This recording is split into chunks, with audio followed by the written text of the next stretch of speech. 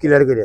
আসসালামু আলাইকুম বন্ধুরা, আজকে আমরা আমাদের গার্ডেনে যে লাল শাক লাগিয়েছিলাম, আজকে আমরা লাল শাক তুলবো। দেখেন, এর আগেও আমরা লাল শাক তুলেছি, তো সেটা অনেক ছোট ছোট ছিল।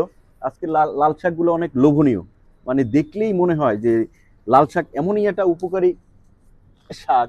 লাল শাক খেলে শরীরে রক্ত শূন্যতা দূর হয়, হ্যাঁ, শরীরে রক্ত পরিষ্কার হয়, শরীরের আপনার যে দুর্বলতাটা থাকে সেই দুর্বলতাটা কাটায়, মানে শরীরে এক কথা হলো রক্ত বৃদ্ধি করে, শক্তি বৃদ্ধি করে। হ্যাঁ, লাল শাকে অনেক রকম উপকারিতা, মানে এর উপকারী শেষ নাই।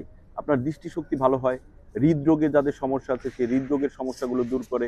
হ্যাঁ, তারপরে আপনার কোলেস্ট্রল যাদের বেশি আছে তাদের সেই কোলেস্ট্রল দূর করে। তো নানান রকম উপকারিতা। আপনার চোখের দৃষ্টিশক্তি বাড়ায়, মানে ত্বক ত্বক ভালো করে, নানান রকম উপকারিতা। তো আপনারা পর্যাপ্ত পরিমাণ লাল শাক চাষ করে খেতে পারলে সবচেয়ে ভালো, কারণ লাল শাক হলো খুবই উপকারী একটা শাক। আর এই আমরা যেটা চাষ করেছি এটা একদম 100% অর্গানিক, যাতে কোনো রকম কোনো কেমিক্যাল, কোনো কীটনাশক, কোনো সার, কোনো কিছুই আমরা ব্যবহার করিনি। শুধুমাত্র জৈব সারটা আমরা ইউজ করেছি।